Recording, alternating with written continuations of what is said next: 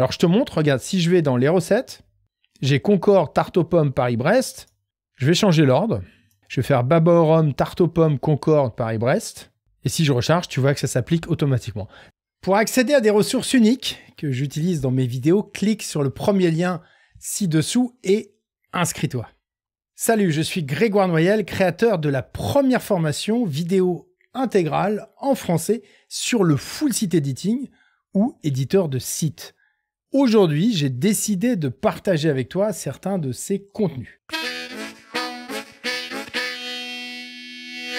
Dans cette vidéo, on va voir comment changer une boucle qui hériterait d'un modèle. Qu'est-ce que ça veut dire? Ça va être la boucle qui va être liée à un modèle, donc de la template hiérarchie. Du coup, on va laisser la boucle classique et on va ajuster certains paramètres à la volée. Je suis reparti dans mon site et là, on va travailler sur un contenu recette. Je te montre ce que ça donne. Donc, j'ai un contenu sur mesure, recette, et j'ai une taxonomie. Donc là, je suis dans l'archive complète. On le voit au niveau de l'URL, donc c'est bien recette, le nom de mon contenu. Et si je vais dans une des taxonomies avec ces termes, donc j'ai ajouté taxonomie difficulté, facile, moyen, difficile. Si je vais dans moyen, ça s'applique. Première chose pour que ça marche, il faut qu'au niveau de la déclaration de ton post type, dans général, alors si ça ne s'affiche pas, il faut bien avoir les réglages avancés qui sont configurés, configuration avancée. J'utilise Advanced Custom Field pour déclarer mon contenu personnalisé. Alors j'ai souvent la question, est-ce que je suis obligé de passer par ACF? Non, pas du tout. Si toi, tu as l'habitude de déclarer ton contenu personnalisé avec ta propre extension, j'allais dire ton propre plugin, mais ton extension, tu peux continuer comme ça change strictement rien. Ce qui est important, c'est de cocher attribut de page, de l'ajouter dans le réglage de ce contenu personnalisé. C'est ce qui te permet, quand tu ajoutes cette extension, qui s'appelle Simple Page Ordering, de pouvoir trier facilement les contenus personnalisés. Quand tu vas dans Recettes, ça ajoute un nouvel onglet, et là, je vais pouvoir trier par ordre. Alors, je te montre, regarde, si je vais dans les recettes, j'ai Concorde, tarte aux pommes, Paris-Brest, je vais changer l'ordre. Je vais faire baba au rhum, tarte aux pommes, Concorde, Paris-Brest, et si je recharge, tu vois que ça s'applique automatiquement. Ça s'applique non seulement dans l'archive des Custom Post Type, donc l'archive principale, mais également dans la taxonomie. Au niveau de mon code, j'ai déjà les modèles qui sont en place, des archives recettes. Donc, ce modèle, lui, il est responsable pour afficher tous les contenus, l'archive de toutes les recettes. Et ensuite, j'ai le modèle qui s'appelle taxonomie difficulté, qui, lui, sert à afficher la taxonomie difficulté. Hein, en tout cas, pour tous les termes. Là, je vais te montrer comment pouvoir faire ce réglage dans le code directement, parce que ça se passe dans le code. Tu pourrais le faire avec Advanced Query Loop. Là, finalement, quand j'en ai pas besoin, moi, je préfère directement le faire dans le code. J'ai plus de souplesse. Je suis reparti dans mon thème et là, on va utiliser un fichier qui s'appelle fonction.php. Voilà le réglage en question. Je fais un add action sur preGetPost. Donc, c'est un hook. Je déclare une fonction, une callback function, que je déclare juste après. Et c'est une série de conditions. Si c'est la main query, si je ne suis pas dans admin, et, alors ça c'est important, là je vais déclarer tous mes paramètres. Le premier élément, celui-ci, il est toujours fixe. Hein, je dis, est-ce que c'est la main query? Et ça n'est pas admin. Et la main query, c'est important parce que quand tu déclares ton modèle, je vais te montrer tout de suite et on reviendra sur le code.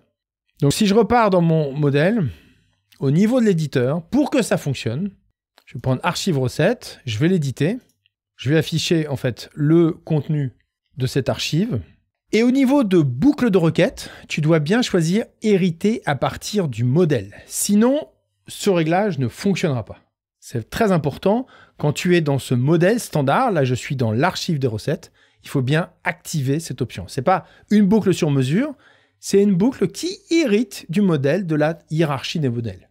Alors j'ai plusieurs vidéos sur ça, je te conseille de voir la playlist, mais on est vraiment sur la boucle qui concerne la hiérarchie des modèles. Je suis reparti dans le code et donc main query, ça veut dire ça. Hein, c'est la boucle qui hérite du modèle. Ce que je te disais, c'est que les réglages qui te concernent, c'est juste après le double esperluette qui veut dire et, puisque c'est une condition multiple.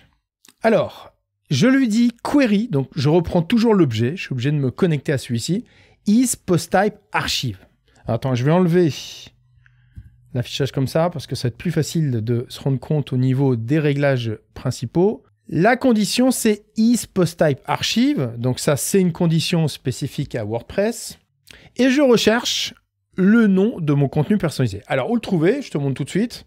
Si j'affiche mes recettes, si je zoome dans l'URL, tu vois que le posttype égale recette. C'est au moment où tu le déclares que tu as cet élément. Je suis reparti dans mon code, donc ça, c'est la première condition. Ensuite, je mets un double trait vertical pour lui dire où. Ça veut dire où en PHP. Ou la query, donc toujours le même objet, ça c'est important. Et là, je pars sur la condition qui concerne les taxes, les taxonomies. isTax. Et là, c'est ma taxonomie que j'ai appelée difficulté.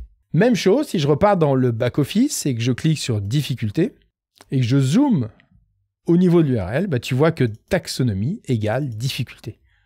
Donc ça, c'est un moyen infaillible de facilement retrouver ces termes qui vont te permettre de construire la condition. Je suis reparti dans mon code.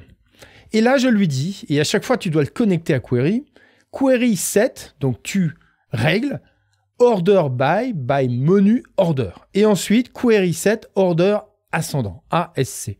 Attention parce que par défaut, il y a des réglages dans la WP query. Et en outre, pour order, c'est descendant. C'est une logique d'affichage de bloc. Là, on est obligé de le forcer, dire que c'est ascendant. Du coup, il va respecter l'ordre que je vais faire dans le back-office. Tout ça, je ne l'ai pas inventé. Ça vient d'une classe qui s'appelle WP Query. Là, je suis sur l'article officiel qui s'appelle WP Query, donc. Et là, je suis sur Order By. Donc, j'ai plusieurs options. Tu vois, je pourrais utiliser tous ces paramètres. None, ID, author, title, name. Là, je suis sur Menu Order. Menu Order, c'est l'ordre que l'on retrouve dans le back-office quand tu affiches un contenu en mode liste. Je suis reparti dans mon code, donc j'ai fait Order by Menu Order, order ascendant.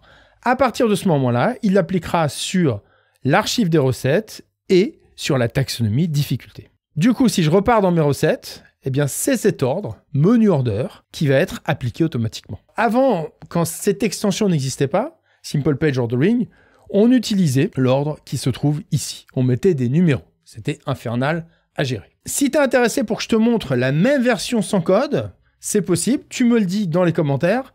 Là, du coup, on pourrait utiliser Advanced Query Loop avec le réglage spécifique.